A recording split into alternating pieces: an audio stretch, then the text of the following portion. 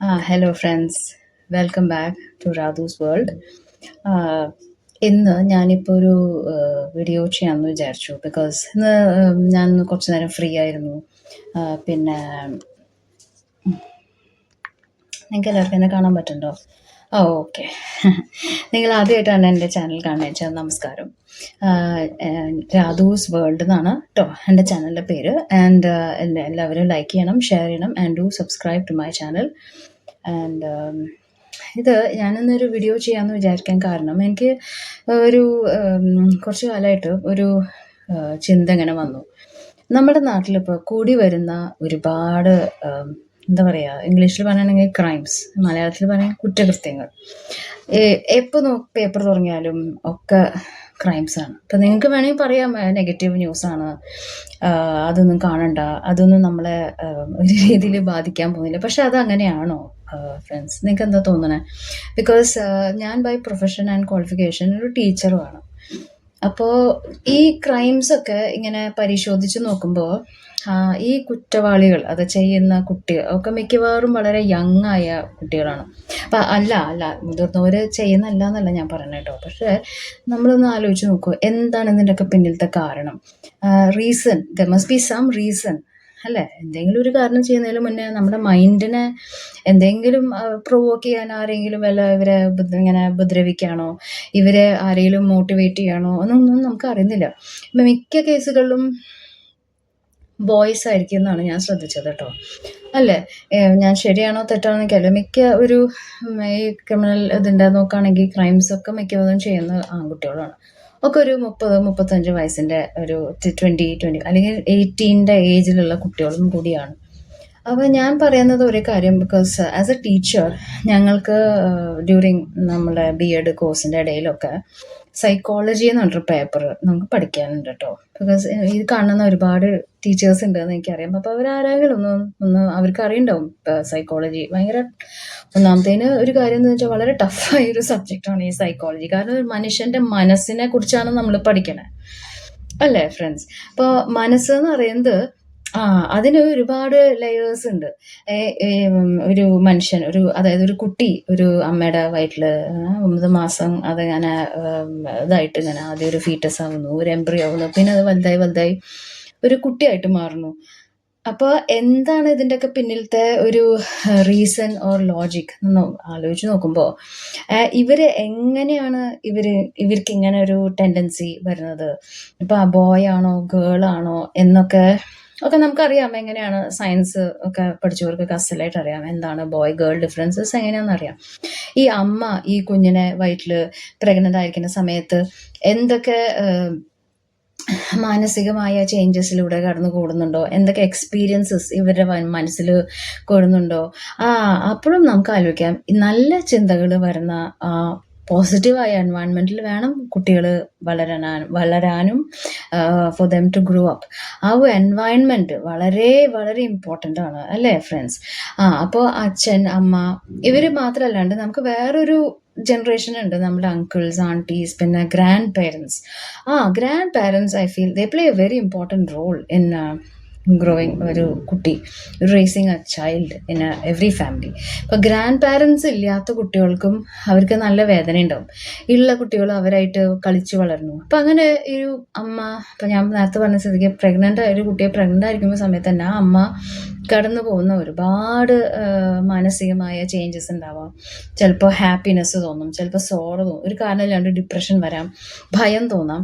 അപ്പോൾ അങ്ങനെയൊക്കെ ആകുമ്പോൾ നമ്മൾ എല്ലാവരും പറയണം, ഞാൻ കേട്ടിട്ടില്ലെന്ന് വെച്ചാൽ കഴിയുന്നതും ഈശ്വര വിചാരങ്ങൾ, ദൈവികമായ ദേവാലയങ്ങൾ പോവുക, സന്ദർശിക്കുക, അമ്പലം പള്ളി, പിന്നെ ബുക്സ് നല്ലത് വായിക്കുക, നല്ല നല്ല ആളുകളായിട്ടുള്ള ഇൻട്രാക്ഷൻ, സമ്പർക്കം, അങ്ങനെ അവർക്ക് ഒരു ടോക്സിക് അല്ലെങ്കിൽ നെഗറ്റീവ് എനർജി തോന്നുന്ന ദിക്കിലേക്കൊന്നും ഒരിക്കലും ഈ ഗർഭിണികളൊന്നും വിടാതിരിക്കുക. അപ്പോൾ നിങ്ങളുടെ വീട്ടിൽ കാണുന്നവർക്കൊക്കെ ഗർഭിണികളൊക്കെ വീട്ടിലുണ്ടെങ്കിൽ അവരൊന്ന് നന്നായി സൂക്ഷിക്കണം. കാരണം ആ ഫേസ്, അതായത് അവരൊരുപാട് ചേഞ്ചസ്, പിന്നെ അവരെ മനസ്സും വളരെ ഹാപ്പി ആവണം. കാരണം അത് നിങ്ങളുടെ ആ കുട്ടീനെ വരെ എഫക്റ്റ് ചെയ്യും. ബിക്കോസ് അതെ, അതിനൊരു കാരണങ്ങൾ എന്താണെന്ന് വെച്ചാൽ ഈ കുട്ടി പുറത്ത് വരുമ്പോൾ എല്ലാവരും അതിനെ ഇഷ്ടപ്പെടും, കൊഞ്ചിക്കും, സ്നേഹിക്കും. അപ്പോൾ ആ ഒരു ടൈം അതിങ്ങനെ വളരെ പാമ്പേർഡായിട്ട് പ്രൊട്ടക്റ്റഡായിട്ട് വളരുന്ന ഒരു സമയമാണല്ലോ ആ വാവ. അപ്പം എല്ലാവരും ബന്ധുക്കളുണ്ടാവും, അതിനെ മാത്രം ശ്രദ്ധിക്കും. ആൻറ്റീസ്, അമ്മ, അച്ഛൻ, കൂടാണ്ട് അവരുടെ റിലേറ്റീവ്സ്, പിന്നെ അവിടെ വീട്ടിൽ കുട്ടികളൊക്കെ ഉണ്ടെങ്കിൽ അവരെയും നോക്കും. ആ ഒരു ടൈം, ആ ഒരു കഴിഞ്ഞ് സ്കൂൾ, ഇനി നമ്മൾ ശ്രദ്ധിക്കേണ്ട പ്രായമാണ് സ്കൂളിലേക്ക് പോണ പ്രായം. അവിടെയാണ് നമ്മൾ ടീച്ചേഴ്സ് പറയുന്നത് പ്രീ ചൈൽഡ്ഹുഡ് ഏജ് എന്നാണ് അതിനെ പറയാം. ഓക്കെ. അപ്പോൾ ഒരു 3 വയസ്സ് തൊട്ട് 5 വയസ്സ് വരെയുള്ള ഒരു കുട്ടിയുടെ പ്രായം. അങ്ങനെ വളരെ ശ്രദ്ധിക്കേണ്ട സമയമാണ്. കാരണം ഈ കുട്ടി ഈ വീടിൽ നിന്നും അമ്മ എന്നുള്ള ലോകം അല്ലേ. ഇപ്പം മിക്ക കുട്ടികളും മിക്ക കേസിലാണെങ്കിൽ അച്ഛൻ ചിലപ്പോൾ പുറത്തായിരിക്കും. അച്ഛൻ്റെ ജോലി കാരണം കുട്ടിയെ മുഴുവൻ അങ്ങോട്ട് ശ്രദ്ധിക്കാൻ പറ്റാത്ത ഒരു സിറ്റുവേഷനാണ്. അപ്പോൾ അച്ഛന്മാരെയും കുറ്റം പറയാൻ പറ്റില്ല, അവർക്കൊരു ജോലി ചെയ്യണമല്ലോ. അപ്പോൾ വീട്ടിൽ ഫുൾ ടൈം ആരാണ് കുട്ടിയുടെ കൂടെ? അമ്മയും അമ്മയുടെ റിലേറ്റീവ്സോ അല്ലെങ്കിൽ ഗ്രാൻഡ് പാരൻസോ, മിക്കവാറും എൽഡർ സിസ്റ്റേഴ്സ് ആരെങ്കിലും ഒക്കെ ആവും. ആ സമയത്ത് ഈ കുട്ടികൾ പഠിക്കുന്ന വാക്കുകൾ, പഠിക്കുന്ന കാര്യങ്ങൾ അവരെന്നെ കണ്ട് ഒബ്സർവ് ചെയ്ത് കണ്ട് പഠിക്കുന്ന ഒരുപാട് കാര്യങ്ങളുണ്ട് ഈ കുട്ടി. അതിങ്ങനെ ചിലപ്പോൾ അതിൻ്റെ മനസ്സിലിങ്ങനെ കയറും. ഈ 2 വയസ്സ് അല്ലെങ്കിൽ 2.5 വയസ്സ് തൊട്ട് 3 വയസ്സ്, may be maximum 3 years. Okay. ഈ 3 ഇയേഴ്സ് എന്ന് പറയുന്നത് നമ്മൾ എന്ത് കണ്ടോ, നമ്മൾ എന്ത് അനുഭവിച്ചോ, നമ്മൾ എന്ത് കേട്ടോ, ഏത് കുട്ടിയായാലും അത് ഒരിക്കലും മറക്കില്ല എന്നാണ് വളരെ എക്സ്പീരിയൻസ്ഡും ക്വാളിഫൈഡ് ആയിട്ടുള്ള സൈക്കാട്രിസ്റ്റും സൈക്കോളജിസ്റ്റും പറയുന്നത് കേട്ടോ. അപ്പോൾ ഇവിടെയാണ് നിങ്ങൾ ശ്രദ്ധിക്കേണ്ടത്. പേരൻസിന് എപ്പോഴും കൂടെ ഉണ്ടാവണം എന്നില്ല. അപ്പം നിങ്ങൾ ജോലിക്കാരാവാം, ചിലപ്പോൾ ബോത്ത് പേരൻസ് ആ വർക്കിംഗ്, അമ്മയും അച്ഛനും ജോലിയുള്ളവരാവാം. അപ്പം എന്താ മിക്ക കേസുകളിലും മിക്ക വീടുകളും എന്താ ചെയ്യുക, ഈ ഫാമിലീസൊക്കെ ഡേ കെയറിൽ കൊണ്ടുപോയി കുട്ടികളെ ചേർക്കും. ഞാൻ കണ്ടിട്ടുണ്ട്, കാരണം ഞാൻ വർക്ക് ചെയ്യുന്ന സ്കൂളിൽ എനിക്കൊരു പേഴ്സണൽ എക്സ്പീരിയൻസ്, അതാണ് കേട്ടോ ഞാൻ ഇത്രയും വ്യക്തമായിട്ട് പറയണേ.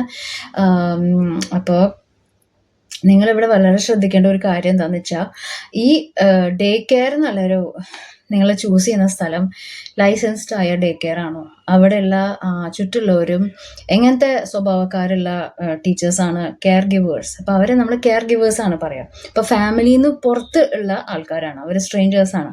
അപ്പോൾ അവരെ ആണല്ലോ, അവരെ നല്ലോണം നമ്മൾ മനസ്സിലാക്കണം, അവരായിട്ടൊരു ഫ്രണ്ട്ഷിപ്പ് വരുത്തണം. കാരണം നിങ്ങൾ നിങ്ങളുടെ കുഞ്ഞുങ്ങളെയാണ് അവരെ ഏൽപ്പിക്കുന്നത് അല്ലേ. ഒരു കുറച്ച് നേരം ആവാം, മേ ബി ഇറ്റ്സ് ഓക്കെ. എത്ര നേരമാണെങ്കിലും 2 മണിക്കൂറാണെങ്കിലും 3 മണിക്കൂറാണെങ്കിലും ഇടയ്ക്ക് ഫോൺ ചെയ്യണം, അവരോട് ഫോൺ ചെയ്യുക, അവരുടെ ഫോൺ നമ്പർ മേടിക്കുക. അവരേതെങ്കിലും ഒരു ലോക്കൽ ഗാർഡിയൻസ് ഉണ്ടാവും. അപ്പം മറ്റുള്ള കുട്ടികളായിട്ട് ഈ കുട്ടി എങ്ങനെയാണ് ഇൻട്രാക്ട് ചെയ്യണതെന്നും കൂടി നമ്മൾ അറിഞ്ഞിരിക്കണം. അതിനും കൂടി വേണ്ടിയിട്ടാണ് കേട്ടോ ഞാൻ ഈ പറയുന്നത്. ബിക്കോസ് നിങ്ങളുടെ കയ്യിലുള്ള കുട്ടി നിങ്ങളുടെ കയ്യിൽ സേഫാണ്. കാരണം നിങ്ങൾ അതേ കാണുന്നുള്ളൂ. ആ കുട്ടിയുടെ നിങ്ങളുടെ കയ്യിലുള്ള സമയത്ത്, ആ ഒരു വീട്ടിലുള്ള സമയം, സ്കൂൾ വിട്ട് കഴിഞ്ഞിട്ടുള്ള സമയം മാത്രമേ നിങ്ങളുടെ കയ്യിൽ കുട്ടി ചെലവഴിക്കുന്നുള്ളൂ അല്ലേ ഫ്രണ്ട്സ്. ഇപ്പം നിങ്ങൾ പേടിക്കേണ്ട കാര്യം ഒന്നുമല്ല ഞാൻ പറയുന്നത്. ബിക്കോസ് ആസ് എ ടീച്ചർ, പിന്നെ നമ്മൾ ഈ സൈക്കോളജിക്കൽ ഇതുള്ള പഠിച്ച കാരണം ഞാൻ പറയാണ്, ഈ 3 തൊട്ട് 5 വയസ്സ് വരെയുള്ള പ്രായം, ഏത് ചൈൽഡ് ആവട്ടെ, ഗേൾ ആവട്ടെ, ബോയ് ആവട്ടെ, എസ്പെഷ്യലി യങ് ബോയ്സ്, അവർക്ക് ഒരുപാട് ചീത്ത കാര്യങ്ങളും അവർ പഠിക്കും, നല്ല കാര്യങ്ങളും പഠിക്കും. വീട്ടിൽ ആ കുട്ടി എന്താണ്, ആ കുട്ടി എന്താണ് അറിയുന്നത്, എന്താണ് ആ കുട്ടി മനസ്സിലാക്കുന്നത്, അതാണ് ആ കുട്ടി പുറത്ത് സ്കൂളിലും കാണിക്കുള്ളൂ. അതാണ് വളരെ ഇമ്പോർട്ടൻറ്റ്. ഇവിടെയാണ് നമ്മൾ ശ്രദ്ധിക്കേണ്ടത്. ബിക്കോസ് ആ കൊച്ചുകുട്ടിയുടെ വായേന്ന് അതിനൊന്നും മനസ്സിലാവില്ല, അതിന് ഡിസ്ക്രിമിനേഷൻ ആയിട്ടില്ല അത്രയ്ക്ക്. കാരണം പ്രായം അത്ര ആയിട്ടുള്ളൂ. നല്ലതാണോ പറയണേ, ചീത്തയാണോ പറയണേ, ഒന്നും ആ കുട്ടിക്ക് അറിയണില്ല. അപ്പോൾ നിങ്ങൾ എന്താണ്, പാരൻസിനാണ് അതിൻ്റെ ഫുൾ റെസ്പോൺസിബിലിറ്റി എന്ന് ഞാൻ പറയാം. ബിക്കോസ് ആരാണ് ആ സമയം വീട്ടിലുള്ളത് ആ കുട്ടിയുടെ കൂടെ? അധികം മെജോറിറ്റി ടൈം സ്പെൻഡ് ചെയ്യുന്നത് it is the parents, right? പിന്നെ ചില കേസുകളിൽ ഗ്രാൻഡ് പാരൻസ് ഉണ്ടാവും, പിന്നെ ചിലപ്പോൾ അങ്കിൾ ഉണ്ടാവും, ആൻറ്റി ഉണ്ടാവും, ആരെങ്കിലുമൊക്കെ ഗസ്റ്റുകൾ, ഇങ്ങനെ റിലേറ്റീവ്സ് തന്നെയല്ല അത്, വീട്ടിലിങ്ങനെ പോയിക്കൊണ്ടേയിരിക്കുന്നുണ്ടാവും. പിന്നെ ചില കേസുകളാണെങ്കിൽ ഫ്ലാറ്റ്സ്, അതൊരു എക്സാമ്പിളാണ്. ബിക്കോസ് ഫ്ലാറ്റിലാണെങ്കിൽ ആ കുട്ടി പല വേറെ വീടുകളായിട്ടൊക്കെ ഇൻട്രാക്ട് ചെയ്യും, അവരിൽ നിന്നും ഒരുപാട് കാര്യങ്ങൾ ഈ കുട്ടി പഠിക്കും അല്ലേ. അപ്പം നല്ല കാര്യങ്ങൾ നിങ്ങൾ ആ കുട്ടിക്ക് ഫീഡ് ചെയ്തുകൊണ്ടേയിരിക്കണം. നിങ്ങളായാലും ശരി, ആരായാലും ശരി. ഇപ്പം TV നിങ്ങൾ ചില പാരൻസ് ഇങ്ങനെ ഇട്ട് കൊടുക്കുന്നത് ഞാൻ കാണാറുണ്ട്, ശ്രദ്ധിച്ചിട്ടുണ്ട്. പക്ഷെ ഒരിക്കലും ഒരു 1 hour ഓർ മാക്സിമം ഒരു ½ an hour. പിന്നെ ചില പാരൻസും ചെയ്യുന്നത് എന്താണെന്ന് വെച്ചാൽ ഫോൺ അങ്ങോട്ട് കൊടുക്കും കുട്ടിയുടെ കയ്യിൽ, മൊബൈൽ ഫോൺ. അപ്പോൾ അവർക്ക് ഉറപ്പാണ്, ശരിയാണ്, അവർക്ക് ഈസിയാണ്. അച്ഛൻ ജോലിക്ക് പോകണു, അമ്മ കിച്ചണിലാവണു, അപ്പോൾ കുറേ ജോലികളുണ്ടാവും അമ്മമാർക്ക്. അത് ശരിയാണ്, that is I understood, I agree. വളരെ ബുദ്ധിമുട്ടാണ് ചെറിയ കുട്ടികളെ നോക്കാനും. ആ സമയത്ത് കിച്ചണിൽ പണികളുണ്ടാവും. അമ്മമാർ ജോലിയുള്ളവരാണെങ്കിൽ വീട്ടിൽ വന്നാൽ വൈകിട്ടുള്ള 5 മണി 6 മണി 8 മണി വരെ ഫുൾ ടൈം അടുക്കളയിലാവും, അല്ലെങ്കിൽ കുട്ടികളെ നോക്കണം. പക്ഷെ നിങ്ങളൊരു കാര്യം ഇവിടെ ശ്രദ്ധിക്കേണ്ടത് എന്താണെന്ന് അറിയാം അമ്മമാരെ, പ്ലീസ്, ഇതൊരു ഹമ്പിൾ റിക്വസ്റ്റാണ്. ഫോൺ അധികം നേരം കുട്ടികളുടെ കയ്യിൽ കൊടുക്കരുത്. അതൊരു വലിയൊരു കാര്യമാണ്. കാരണം അവരതിന്ന് ചീത്തയും പഠിക്കും ഒരുപാട്. ഇപ്പം ഇന്നത്തെ കാലത്താണെങ്കിൽ ഇങ്ങനത്തെ ഓൺലൈനായിട്ട് നിങ്ങളുടെ എന്താ പറയുക, നിങ്ങളറിയാണ്ട് ഒരുപാട് സൈറ്റുകളുണ്ട് ഓൺലൈനായിട്ട്. ഇപ്പോൾ നമ്മൾ പറയുകയാണെങ്കിൽ കുട്ടികളാണോ വലിയവരാണോ എന്നുള്ളതും ഒന്നും ആർക്കും ഒരു പ്രശ്നമല്ല. ഒരു മാതിരി അവരെ നമ്മൾ പ്രഡേറ്റേഴ്സ് എന്ന് പറയാം കേട്ടോ. അപ്പോൾ അതായത് നിങ്ങളുടെ കുട്ടികളെ എന്താണെന്നുള്ളത് സകലം വാച്ച് ചെയ്യണ ഒരുപാട് പാർട്ടീസ് ഉണ്ടാവും. ഇപ്പം നിങ്ങൾ തന്നെ ആരെങ്കിലും സംസാരിക്കുകയാണ് ഫോണിൽ, നിങ്ങളുടെ റിലേറ്റീവ്സോ ഹസ്ബൻഡോ സിസ്റ്റേഴ്സ് കസിൻസ് ഒക്കെ ആരും സംസാരിക്കുമ്പോൾ ഞാൻ മനസ്സിലാക്കിയത് എന്താണെന്ന് വെച്ചാൽ ഒരു തേർഡ് പേഴ്സണും നിങ്ങളുടെ ഈ കോൺവെർസേഷനും ചാറ്റിങ്ങും പലതും ശ്രദ്ധിക്കുന്നുണ്ടാവും. ഓൺലൈനായിട്ടാവും ഇവർ. ഇപ്പം ഇവർ എവിടുന്നാ ഇരിക്കണേ, എന്ത് സ്വഭാവക്കാരാണെന്നൊന്നും ആർക്കും അറിയില്ല കേട്ടോ. പക്ഷെ നമ്മൾ ഇന്നസെൻ്റ് ആയിട്ടെല്ലാം അങ്ങനെ നമ്മൾ അവരെ ഇങ്ങനെ ഫേസ് ടു ഫേസ് ആയിട്ട് ചാറ്റ് ചെയ്യുമ്പോൾ വേറൊരു തേർഡ് പാർട്ടീസ്, ഇപ്പോൾ ഈ എങ്ങനെയൊക്കെ എന്തുവാന്ന് എനിക്കറിയില്ല, ഹാക്കിങ്ങിൻ്റെ ഒക്കെ കാലമാണല്ലോ ഇന്നത്തെ കാലം.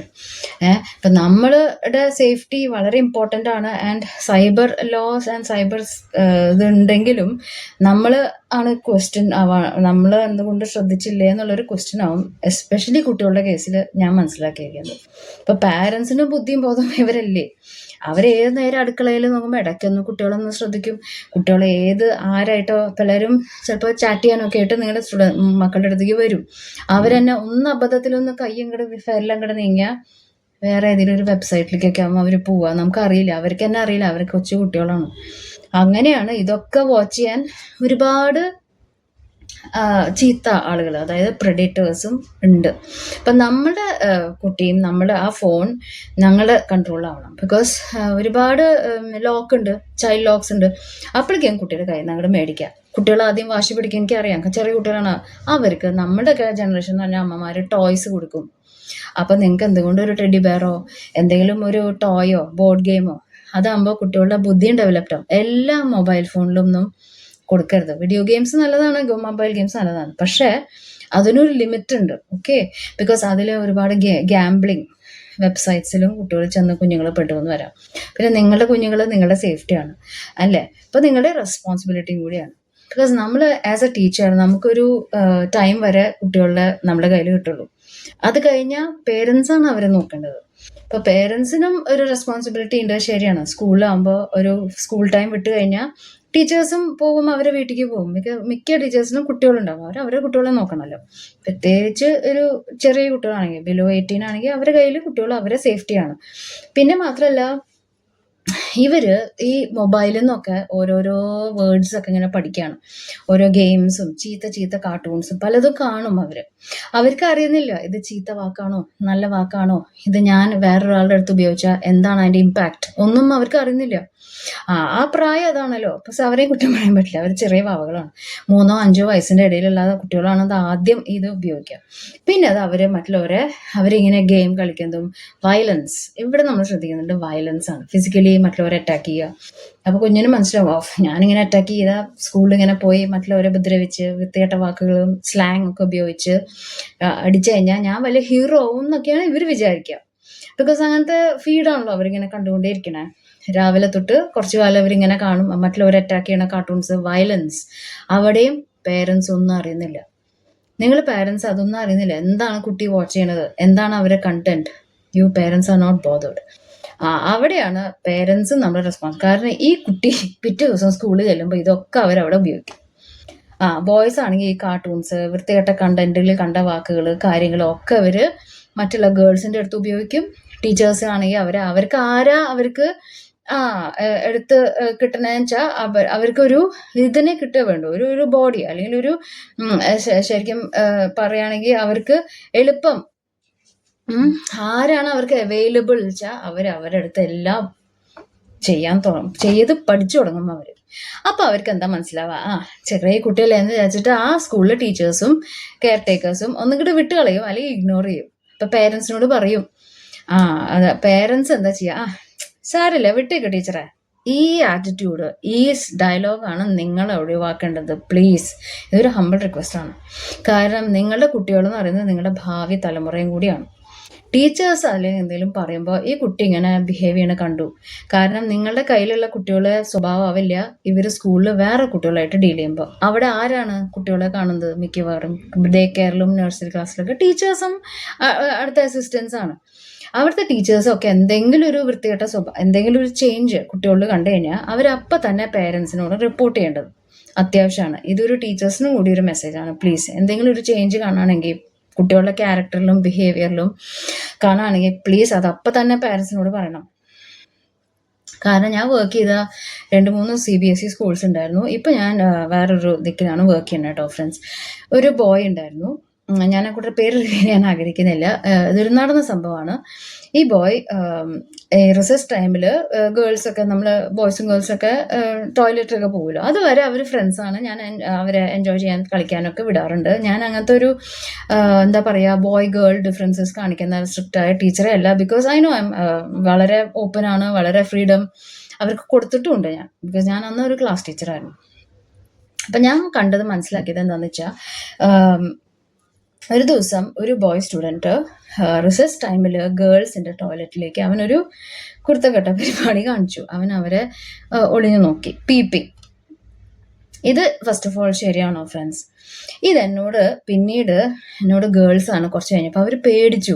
കാരണം അവർ കൊച്ചു പെൺകുട്ടികളാണ്, അവർ പേടിച്ചു. അവരെന്നോട് പറഞ്ഞു, മാം ഈ സ്റ്റുഡൻറ്റ് തന്നെ ഞങ്ങൾ എല്ലാ ഒന്നും പെൺകുട്ടികളാണ്, അവർ 1-2 കുട്ടികളും മാത്രമല്ല, ഗേൾസ് മാത്രമല്ല, വേറെ 2-3 ഗേൾസിനെയാണ് ക്ലാസ്സിലത്തെ പകുതി. അവനറിയുന്നില്ല, കാരണം അവനതിൻ്റെ ഒരു ചിന്തയില്ല, അവനതിനുള്ള ബുദ്ധിയും ബോധം ഉറച്ചിട്ടില്ല. ഈ കുട്ടി ഇങ്ങനെ ഒളിഞ്ഞു നോക്കി, അവരാകെ പേടിച്ചു. അപ്പോൾ ഞാൻ പറഞ്ഞു, ശരി മോളെ, മക്കളെ നിങ്ങളൊരു കാര്യം ചെയ്യുമോ, നിങ്ങൾ ആദ്യം പോവുക, ഞാൻ ഇനി അവനങ്ങനെ തോന്നണ്ട, ആ കുട്ടിക്ക് അങ്ങനെ തോന്നാതെ ഞാൻ ആ കുട്ടിയെ മാറ്റി നിർത്തി. Because he has to know അവൻ ചെയ്ത കാര്യം, ആക്ഷൻ തെറ്റാണ്.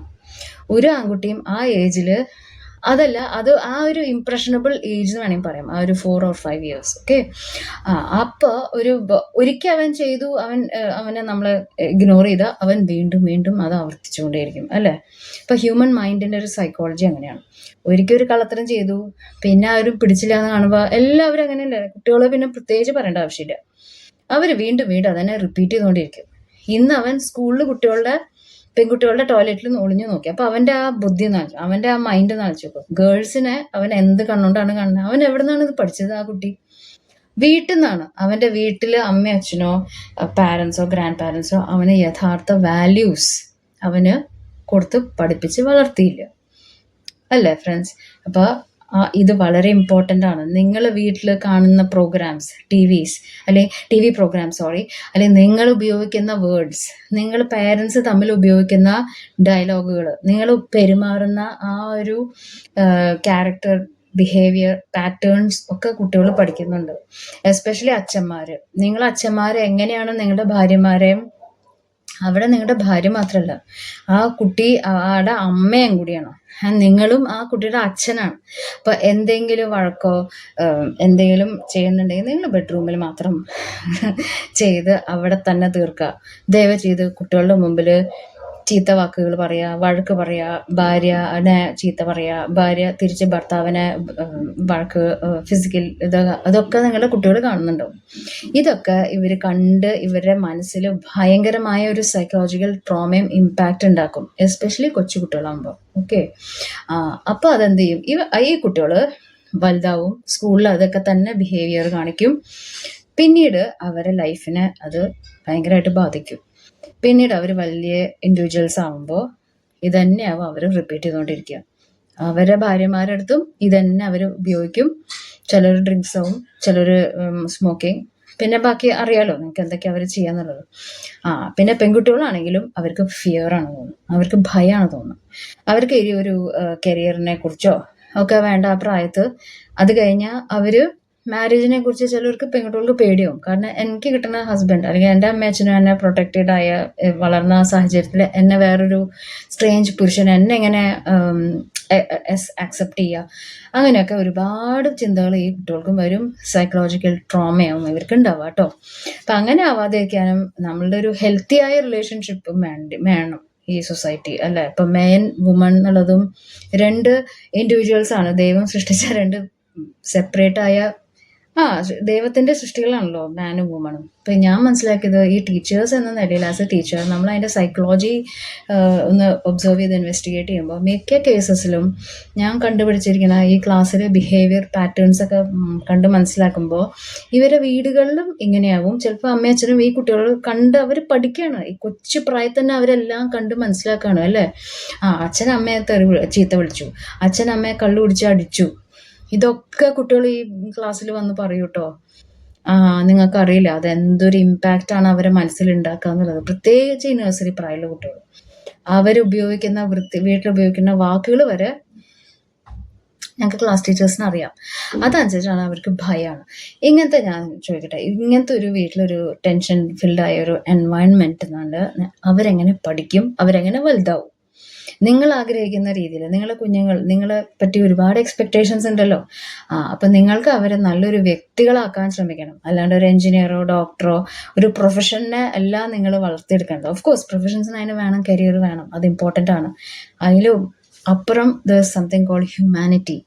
അവർ നല്ല വ്യക്തികളാവണമെങ്കിൽ നിങ്ങൾ ആസ് പേരൻസ് നിങ്ങൾ അതിനുള്ള സാഹചര്യം എൻവയൺമെൻ്റ് ഒക്കെ വീട്ടിൽ തന്നെ ക്രിയേറ്റ് ചെയ്ത് വളർത്തണം എന്നാണ് എൻ്റെ ഒരു ഹംബിൾ റിക്വസ്റ്റ്. ബിക്കോസ് ഇതൊക്കെ ഈ കുട്ടികൾ വലുതാവുമ്പോൾ അതിന് വലിയൊരു സൈക്കോളജിക്കൽ ഒരു ഇമ്പാക്റ്റാണ് അത് ക്രിയേറ്റ് ചെയ്യുക. And they have to be very much എന്താ പറയുക റെസ്പോൺസിബിൾ ആവണം. അവർ ലവിങ് ആൻഡ് റെസ്പെക്ട്ഫുൾ ഇൻഡിവിജ്വൽസ് ആവണമല്ലോ. വീട്ടിൽ നിന്ന് റെസ്പെക്റ്റും അത് പഠിക്കാത്ത കുട്ടികൾ ഒരിക്കലും വലുതായി പുറത്തേക്ക് പോയാൽ അവർ മറ്റുള്ളവരെ റെസ്പെക്റ്റ് ചെയ്യാനും അവർക്ക് ബുദ്ധിമുട്ടാവും. പിന്നെയാണ് അവിടെ പ്രശ്നങ്ങളുണ്ടാവും. അവിടെ അപ്പോൾ കോൺഫ്ലിക്റ്റും കാര്യങ്ങളൊക്കെ ഉണ്ടാവും. അപ്പോൾ അങ്ങനെ ആവാതിരിക്കട്ടെ എന്നാണ് ഞാനും ആഗ്രഹിക്കുന്നത്. So namaste and thank you all for watching my video and do like, share and subscribe.